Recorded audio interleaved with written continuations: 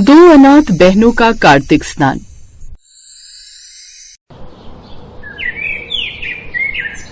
उत्तर प्रदेश के एक सीखरपुर नाम के गांव में धनी साहूकार रामरतन का बेहद नाम था। उसके पास कई दुकानें, खेत और सोने चांदी के गहने थे, पर उसका दिल कठोर पत्थर जैसा था। गरीब के प्रति सहानुभूति उसके पास जरा भी न थी।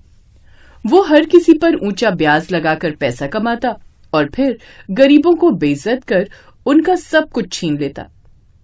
उसी गांव में दो अनाथ बहनें रहती थीं, गंगा और जमुना, जिनकी उम्र 18 और 19 साल थी। दोनों मेहनत मजदूरी करके पेट पालती। लोग कहते कि उनके माता पिता बड़े भक्त हुआ करते थे, हमेशा पूजा पाठ में रहते थे। गंगा जमुना भी ईश्वर की बड़ी भक्त थीं। उनकी सबसे बड़ी इच्छा थी कि इस बार कार्तिक मास में गंगा नदी में स्नान करके ईश्वर से अपने दुखों के अंत की प्रार्थना करें। पर ऐसी यात्रा के लिए पैसे कहाँ थे। फिर एक शाम झोपड़ी में, जमुना दीदी देखो ना, छप्पर से पानी टपक रहा है, सर्दी आने वाली है, ऐसे में हमारा कैसे गुजारा होगा। ईश्वर भरोसे बहन, कार्तिक मास में कुछ चमत्कार अवश्य होगा, मुझे पूरा विश्वास है। दीदी, क्या इस बार हम कार्तिक स्नान पर जा पाएंगे? हाँ, गंगा मैया ने चाहा तो जरूर जाएंगे। हम कल ही सेठ से कुछ पैसे उधार लेंगे। ये सुनकर जमुना बड़ी खुश हुई। दरअसल उनकी कई सालों से तमन्ना थी कि वो भी गंगा स्नान के लिए जाए। फिर दोनों के चेहरे पर उम्मीद की हल्की किरण थी। फिर अगले दिन गंगा जमुना साहूकार के पास पहुंची। सेठ जी, हमें कुछ उधार पैसों की जरूरत है। पैसों की जरूरत? लेकिन क्यों? कार्तिक स्नान को जाना है। गरीब ये पूजा पाठ करने लगे। अच्छा, एक शर्त पर पैसा दूंगा। कौन सी शर्त? लौट कर आने पर मेरा खेत 1 महीने मुफ्त में जोतोगी। पहले तो ये सुनकर दोनों बहनें चुप हो गईं, लेकिन फिर बोली, हम तैयार हैं सेठ जी। याद रखना, शर्त तोड़ी तो तुम्हारी झोपड़ी भी मेरी, समझी? फिर साहूकार ने कुछ पैसे दिए, पर उसके मन में दुष्ट योजना छिपी थी। इधर दोनों बहनें बड़ी खुश हुईं, क्योंकि उनके माता पिता की भी बड़ी इच्छा थी कि वो भी कभी गंगा स्नान के लिए जाएं, लेकिन उससे पहले ही एक हादसे में उनकी मौत हो गई। अब माँ बाबा की इच्छा पूरी होगी। हम अपने साथ साथ उनकी तस्वीर भी गंगा स्नान के लिए लेकर जाएंगे, ताकि उनकी भी इच्छा पूर्ण हो सके। अब वो दोनों बहनें कुछ सूखे चने, रोटियां और पानी लेकर निकल पड़ी। रास्ता लंबा था, पर मन में श्रद्धा थी। रात दिन चलते हुए वे गंगा तट पर पहुंच गए। कार्तिक का महीना, नदी किनारे दीपों की कतारें, भक्ति की गूंज, आरती की लहरियों का मोहक दृश्य। दीदी देखो, कितना पावन दृश्य है। हाँ बहन, यही तो हमारी मंजिल है। गंगा मैया स्वयं हमारे सुख दुख सुनेंगी। वे दोनों गंगा मैया का ध्यान कर नदी के तट पर खड़ी हुई। फिर अचानक आकाश में हल्की रोशनी चमकी और जैसे गंगा जल में प्राण उतर आए। महादेव का मंदिर घंटों की आवाज से गूंज उठा। दीदी, मुझे ऐसा लग रहा है जैसे माँ मुझे गोद में ले रही हैं। अपने सारे दुख गंगा मैया को सौंप दो बहन, वो हमारे लिए हमारी माँ समान ही है। दोनों बहनें नदी में उतरी और स्नान करने लगी। तभी उनमें से एक कांप कर बोली, दीदी दीदी, मेरे पैर के पास कुछ है। क्या? पत्थर होगा शायद। नहीं दीदी, ये तो कोई चमत्कार वस्तु है। वो दोनों झुककर देखते हैं तो चमकदार सोने के सिक्कों से भरी थैली निकल आई। अरे, ये तो सोना है। गंगा मैया ने हमारी पुकार सुन ली दीदी, उन्होंने हमारी गरीबी मिटा दी, हम पर कृपा बरसाई। दोनों के दिल में खुशी और डर दोनों साथ आए। नहीं जमुना, ये धन हमारे भाग्य का नहीं हो सकता, किसी का खोया होगा। दीदी, यदि हम इसे ईश्वर के कार्य में लगाएं, मंदिर में दान कर दे तो? ठीक है, मंदिर में चढ़ा देंगे। हम केवल वही लेंगे जो सच्चा हो। अब वो थैली लेकर पंडित जी के पास पहुंची। पंडित जी, हमें ये नदी में मिला है, कृपया मंदिर में रखें। बेटियों, ये तो बहुत बड़ा वरदान है। तुम्हारी श्रद्धा और सच्चाई के कारण माँ गंगा ने ये भेजा है। मंदिर तुम्हें ही ये धन सौंपता है, इससे तुम अपना जीवन सुधार। दोनों बहनों ने आभार स्वरूप सिर झुका दिया। घर लौटते हुए दोनों के मन में नई आशाएं थी। आते ही उन्होंने अपनी टूटी फूटी झोपड़ी की मरम्मत करवा ली, साथ ही घर के लिए राशन पानी भी ले आए। ये बात साहूकार के एक आदमी ने देखी। साथ ही उन दोनों बहनों को बात करते हुए भी सुन लिया। दीदी, अगर वो सोने के सिक्के हमें नहीं मिलते तो ना जाने हमारा क्या होता। सही कहा जमुना, ये सब गंगा मैया की कृपा हम पर बरसी है। सोने के सिक्के? ये बात तो साहूकार जी को बतानी पड़ेगी। क्या आते ही इतना सब? मैंने तो इन्हें केवल यात्रा पर जाने जितने पैसे ही दिए थे। मुझे लगता है जरूर कहीं चोरी करके आई है दोनों अनाथ बहनें। सेठ जी, अब वो दोनों आपके हाथ से तो गई समझो। चुप, इनके पास जो भी है सब मेरा होगा, और तुम देखना कैसे मैं इन्हें अपनी नौकर बनाकर रखूंगा। अगले दिन गंगा जमुना साहूकार के पास पहुंची। सेठ जी, हम आपकी शर्त पूरी करेंगे। मैं खेत नहीं चाहता, मुझे पैसा चाहिए।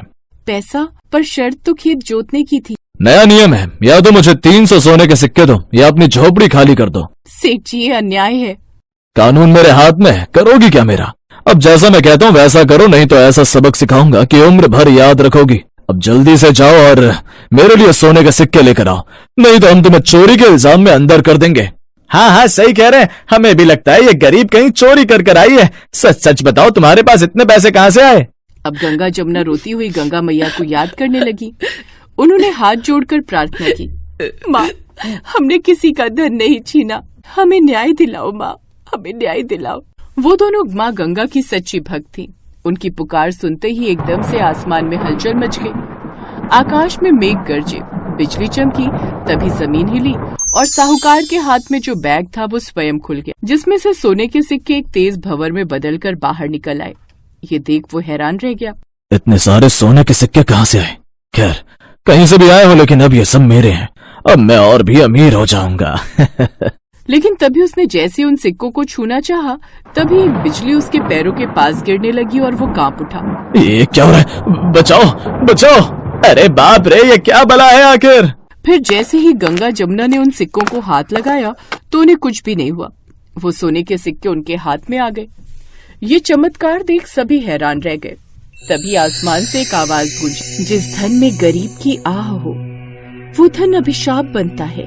ये सब धन इन दोनों बहनों के लिए है। और साहूकार, तुमने मेरी भक्त गंगा जमुना को दुख पहुंचाने की कोशिश की है, अब मैं तुम्हें नहीं छोड़ू। तभी साहूकार के ऊपर अचानक से ढेर सारे पानी की वर्षा होने लगी। मुझे माफ कर दो, मैं गलत था। अब से किसी गरीब का शोषण नहीं करूंगा। माँ से कहो मुझे माफ कर दें। मनुष्य से गलती होना स्वाभाविक है, लेकिन सुधार ही असली पुण्य है। माँ गंगा न्याय करती है, बदला नहीं। उनकी भक्ति देख सब बड़े खुश हो गए। फिर साहूकार ने उन्हें उनका हक दिया। गांव वालों ने प्रेम और सम्मान से उनका स्वागत किया। उनकी ईमानदारी की चर्चा चारों ओर फैल गई। मंदिर के प्रसाद से भोज का आयोजन किया गया। जय हो गंगा मैया की, गंगा जमुना की भक्ति की जय हो। अब सब लोग उन दोनों की भक्ति की तारीफ करने लगे। गंगा जमुना ने उस धन से विद्यालय और आश्रय गृह बनवाया ताकि कोई अनाथ भूखा न सोए। अब हमारा जीवन दूसरों की सेवा में बीतेगा। यही सच्चा कार्तिक स्नान और सच्ची पूजा है। अब दोनों बहनों के पास किसी भी चीज की कमी नहीं थी और दोनों उस गांव में सबसे अमीर हो गई। साथ ही वो गरीबों की मदद भी करने लगी। श्रद्धा और सत्य की राह कठिन हो सकती है, पर अंत में विजय उन्हीं की होती है। ईश्वर की कृपा केवल उपासना में नहीं, बल्कि ईमानदारी और दया में निहित होती है, जबकि लोभ और अहंकार अंत में मानव को विनाश की ओर ले जाते हैं।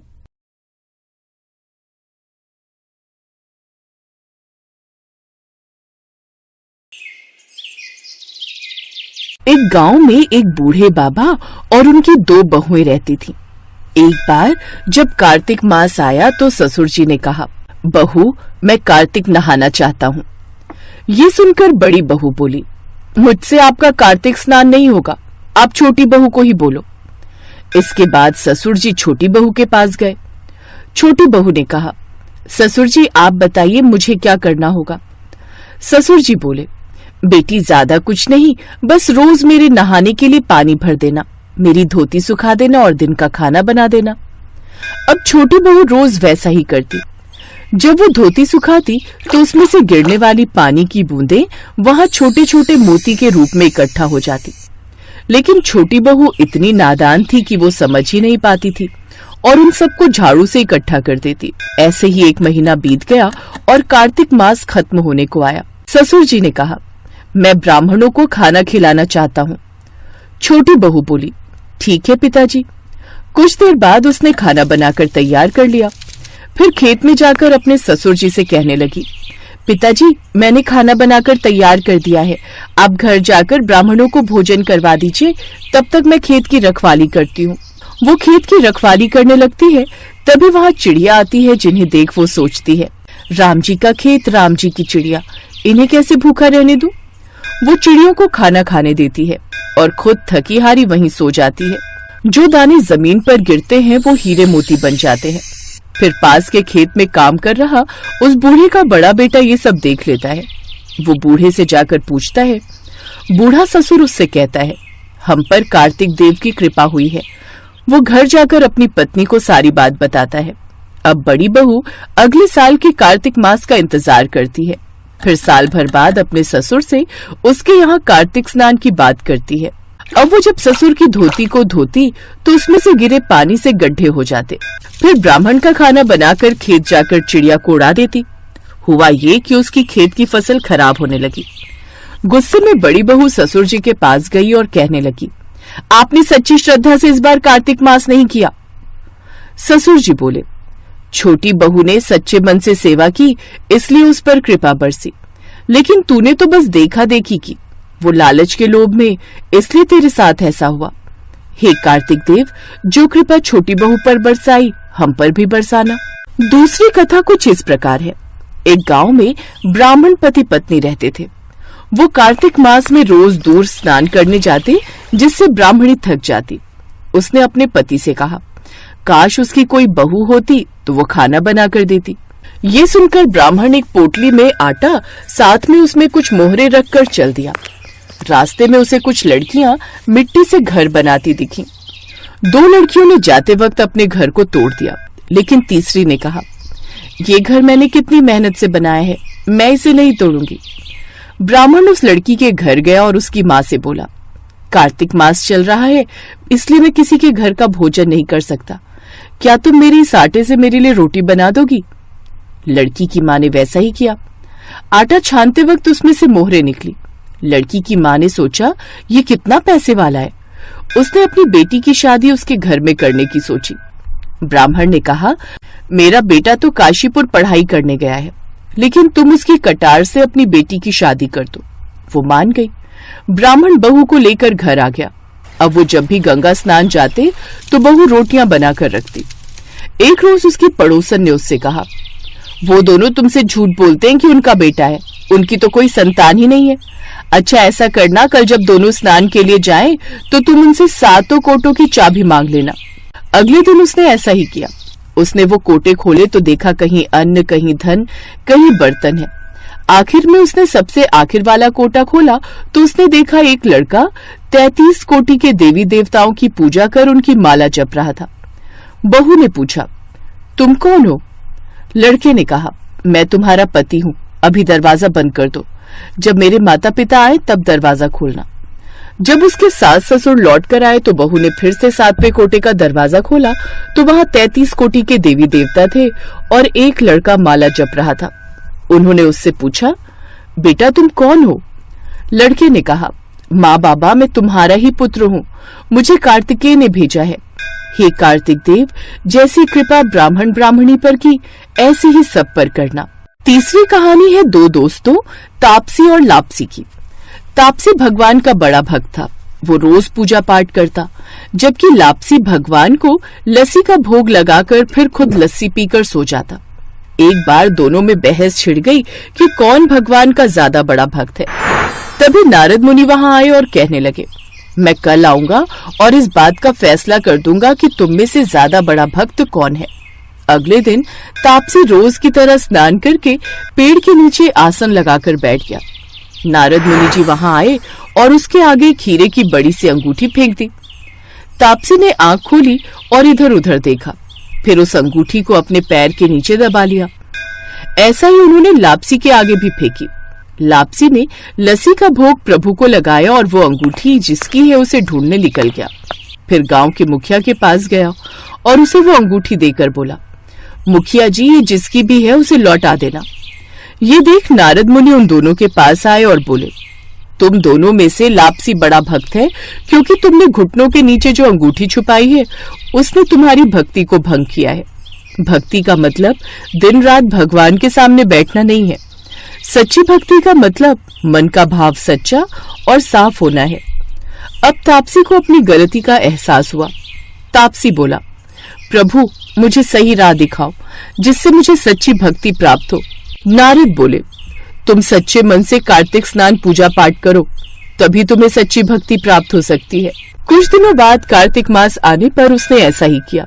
नारद मुनि ने उसे वरदान दिया कि अब जब तक कोई कार्तिक मास पर तुम्हारी कथा नहीं सुनेगा तो उसका कार्तिक स्नान का व्रत पूरा नहीं होगा।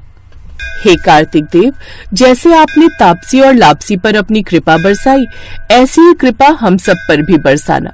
चौथी कहानी में एक बूढ़ी माई अपने बेटे और बहू के साथ रहती थी। कार्तिक महीने में बूढ़ी माई सुबह गंगा स्नान के लिए जाने लगी तो बहू से बोली, मेरा बेटा उठे तो उसे रोटी दे देना। बहू बोली, ठीक है।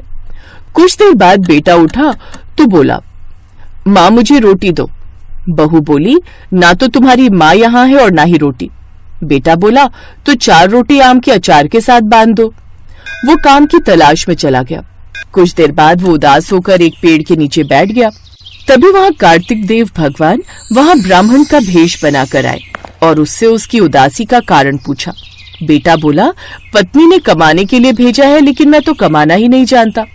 ब्राह्मण बोले, तुम चावल के दाने लेना और पानी की घंटी लेना, ढके हुए बर्तनों का मुंह खोल देना और उल्टे बर्तनों को सीधा कर देना। फिर उन्होंने एक कथा कही, रविवार, सोमवार, मंगलवार, बुधवार, वीरवार, शुक्रवार, शनिवार, 8 वारों का आसरा भरियो पीहर सासरा। घर आकर उसने अपनी पत्नी को वही सब बात कही। 7 दिन उन्होंने वैसा ही किया और रोज वही कथा कही। अब उनके घर किसी चीज की कमी नहीं रही। ऐसे ही समय बीता। उसके बच्चों की शादी हो गई। एक रोज वो अपनी बेटी के ससुराल गया, जहाँ खाने पीने के भी लाले थे। उसने अपनी बेटी को वही कथा फिर सुनाई। इसके बाद तो बेटी का घर भी भर गया। हे कार्तिकेय महाराज, जैसे इन सब के भंडार भर गए, उसी तरह से तुम हम सबके भंडार भी भरना। 5वीं कहानी कुछ इस प्रकार है। एक बार एक ब्राह्मण का लड़का कार्तिक स्नान करने जा रहा था। रास्ते में खड़े पाल माता, पटवारी माता और विनायक जी आपस में सबसे बड़ा कौन है, इस बात पर झगड़ रहे थे। पटवारी माता ने उससे कहा, ए लड़के, तू तो ब्राह्मण का लड़का है, हमारा न्याय कर। उन्होंने उसे सारी बात बताई। लड़का बोला, पाल माता आप बड़ी हैं, क्योंकि हर व्यक्ति आपके पास आता है तो स्नान आदि कर शुद्ध हो जाता है और आप सबकी रक्षा करती हैं।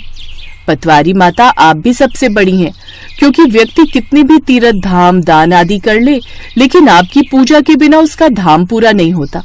आप ही जीवन को तारती हैं। हे विनायक, हर पूजा में सबसे पहले आपकी ही पूजा की जाती है। आपके बिना कोई भी कार्य सिद्ध नहीं होते, इसलिए आप तीनों ही बड़े हैं। उसकी चतुराई से तीनों ही देवता प्रसन्न हुए और बोले, लड़के, तुमने तो हम सबको बड़ा बना दिया, सदा सुखी रहो। उन्होंने ब्राह्मण के बेटे को कुछ जौ के दाने दिए और चले गए। लड़के ने सोचा, ये तो घाटे का सौदा रहा। इतना समय बर्बाद किया और मिला क्या, ये जौ के दाने। घर आकर उसने सारी बात अपनी माँ को बताई। माँ ने पोटली खोली तो वो जौ के दाने हीरे जवाहरात बन चुके थे। ये देख दोनों माँ बेटे बहुत खुश हुए। हे कार्तिक महाराज, जैसी कृपा आपने माँ बेटे पर बरसाई, ऐसी ही हम सब पर बरसाना। जय कार्तिकेय महाराज।